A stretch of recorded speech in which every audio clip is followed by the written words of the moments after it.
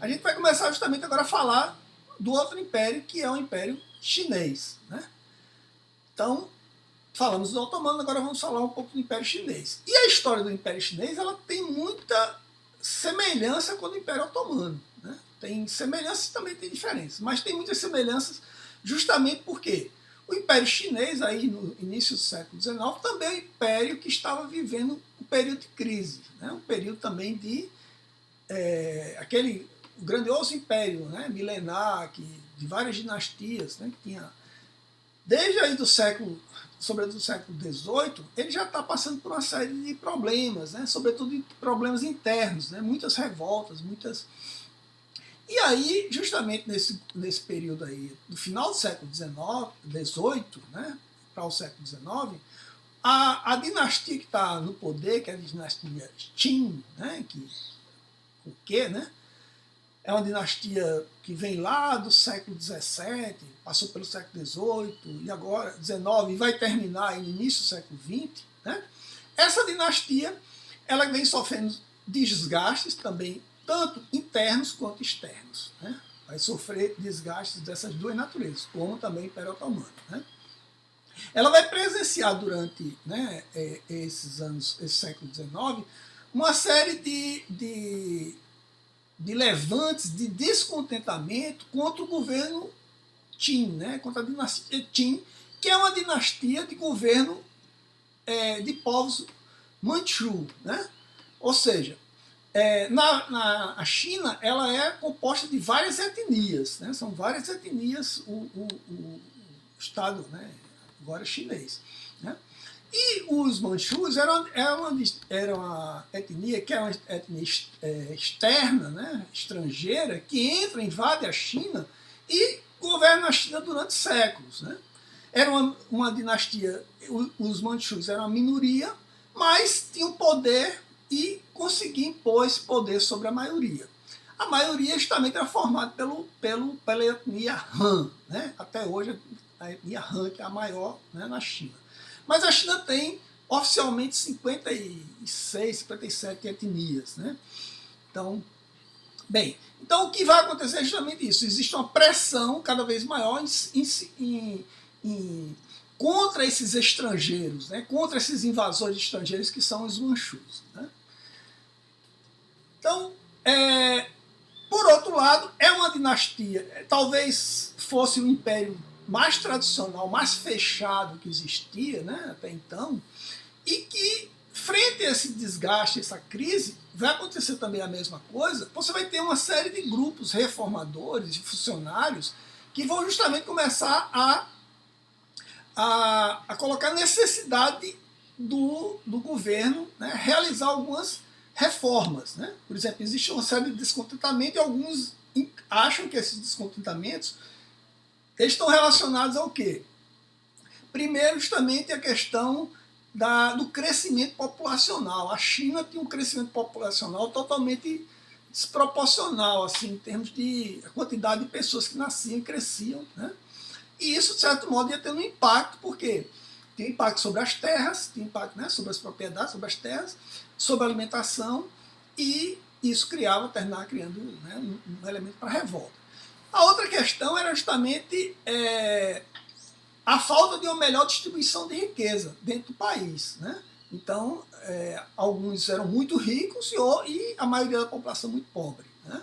A corte, né, de certo modo. Ali ainda havia um certo descontentamento em relação a uma elite que estava se formando, mas ela não conseguia ser incluída dentro do mercado de trabalho, ou seja, dentro dos postos do governo chinês. Né? Sobretudo essa elite Han. Né? Então esses descontentamentos, né, vão começar a tomar forma aí e vai se ver uma série de revoltas, né, dentro do Império Chinês. Essas revoltas internas, a gente vai ter 5 grandes revoltas internas do século XIX. Né? A gente vai ter o início, ainda no final do século XVIII para o século XIX, a rebelião, né? Uma das rebeliões do Lótus Branco, né? Uma seita chinesa, que foi de 1700, essa rebelião de 1795 a 1806. Depois a grande rebelião Haiping, né, que escreve Taiping, né, de 1851 a 1864. Depois as rebeliões dos Niens, né, de 53 a 68, e além das rebeliões muçulmanas chinesas, né? Ou seja, tem populações chinesas e também populações de origem muçulmana no território. E, por último, já no final do século, para início do século XX, a revolta dos Boxers, né? Associado a essas revoltas internas, você tem uma série de invasões externas, né?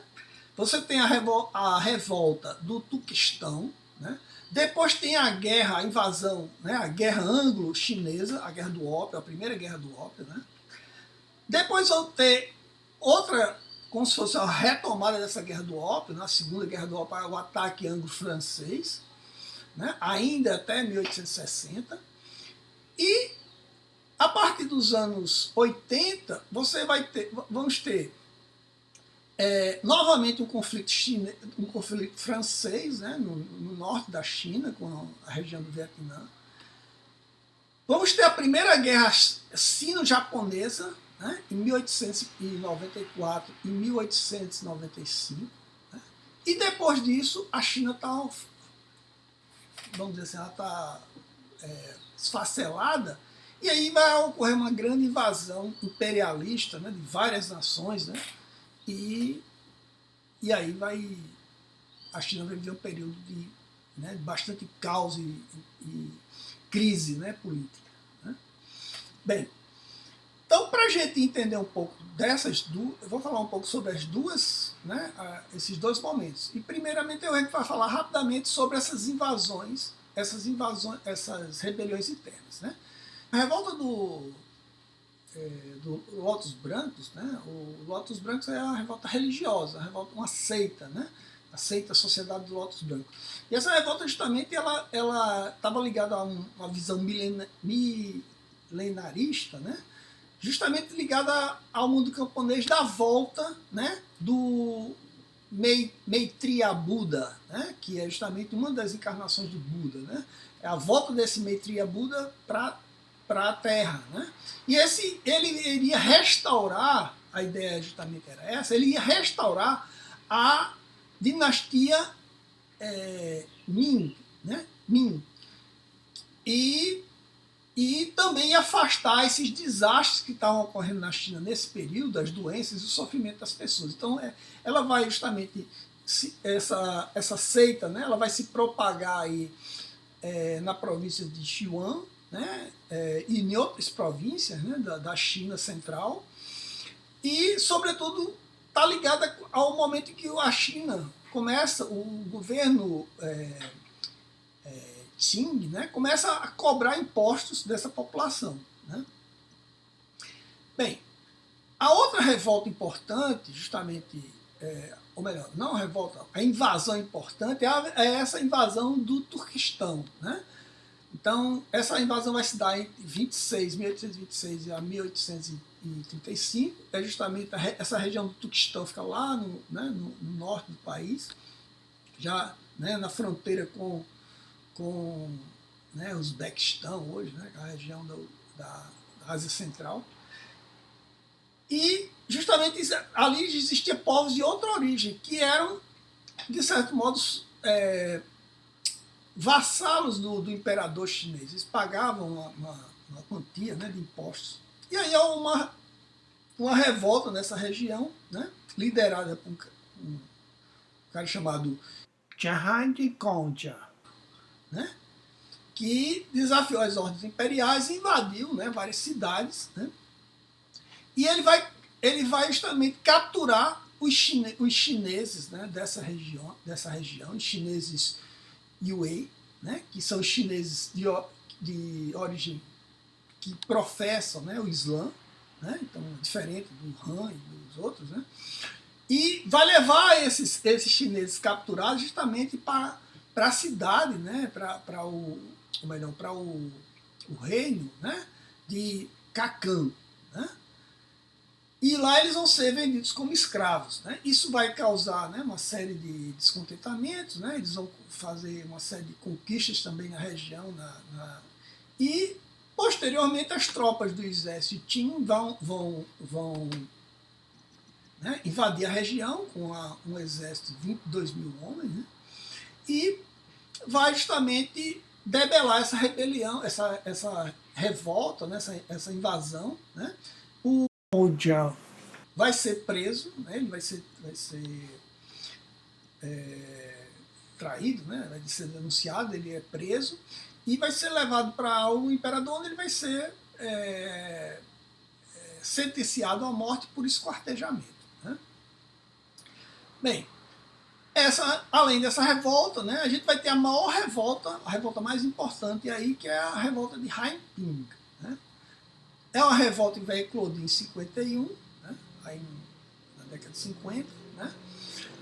Essa é a revolta mais importante, é a grande rebelião, né? E ela vai ter início justamente com alguns distúrbios numa região pobre, né, e rural do país, de Guangxi. Né?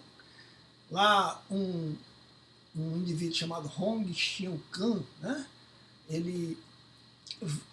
Esse cara ele vai receber, vamos dizer assim, uma influência, né? Aí de missionários cristãos, no caso missionários protestantes, né?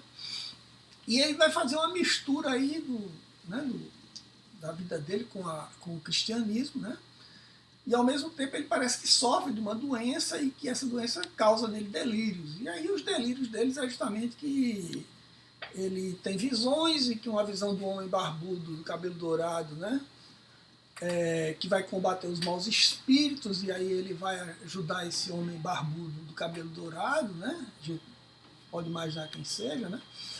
E ele começa a fazer uma série de pregações nas aldeias, né? Essas aldeias pobres, se dizendo como uma espécie de irmão de Jesus Cristo, né? O irmão mais moço de Jesus Cristo. E ele vai pregar, fazer essas pregações, né? Diz que também tem poderes espirituais, né? Capazes de... E com essa pregação ele começa a ter, já no final dos anos 40, aí, né? Um número de seguidores que chega a 10 mil pessoas. Né? E esse número só tende a crescer. Né? E essa seita, justamente ela parece, mas ela é de outra matriz, né? da seita lá do Lótus Branco. Né? Essa seita, ela é uma seita que tem uma mistura de cristianismo com alguns elementos locais. Né?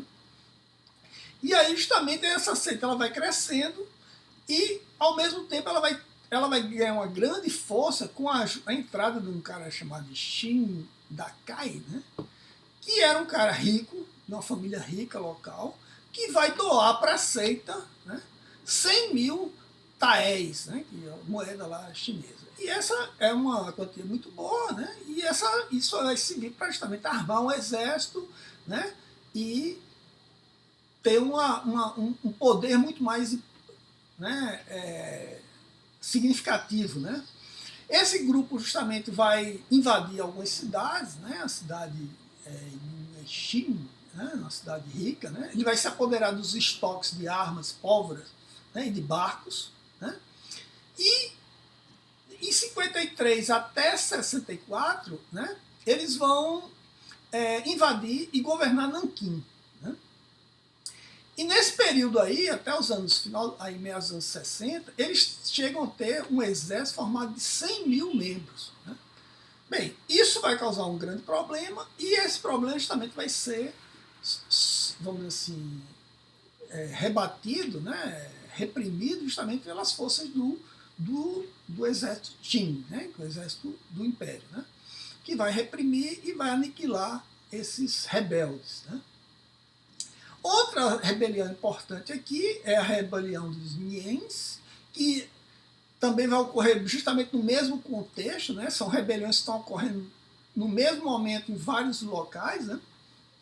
Essa justamente tem um outro componente, são pessoas pobres, são pessoas miseráveis, há um grande contingente de homens, né, na China, porque começa a ver a prática quer dizer, começa não, já era antiga, né? A prática do feminicídio, né? As mulheres, o infanticídio de meninas, né? Quando nascia. E aí a criação justamente de um número muito grande de homens. E esses homens pobres, né, ficam aí a vagar pelo império. E justamente é um período de muita crise. As enchentes vão justamente acabar com as lavouras de arroz, que é a principal fonte de alimento.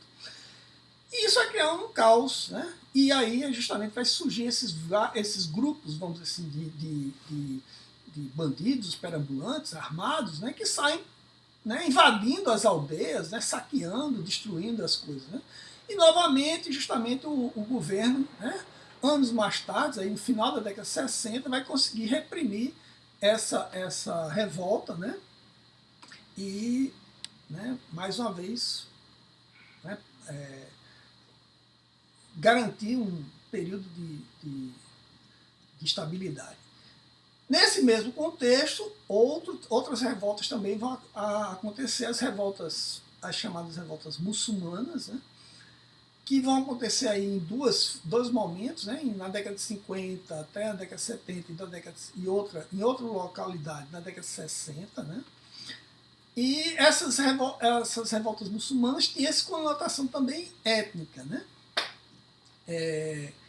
justamente havia um grande descontentamento em relação ao governo, né, manchu, né, do Qing. Né? Então, tudo que era visto como ruim era culpado justamente ao invasor, ao Manchu, que tinha justamente construído aquela sociedade, né, aquele país daquela forma. Então, essa revolta são revoltas que aconteciam, né, elas são frequentes nessa história da China, elas voltam com muita intensidade, mas são novamente reprimidas aí, e no final aí da década de 70, meados da década de 70, né, elas desaparecem. Né?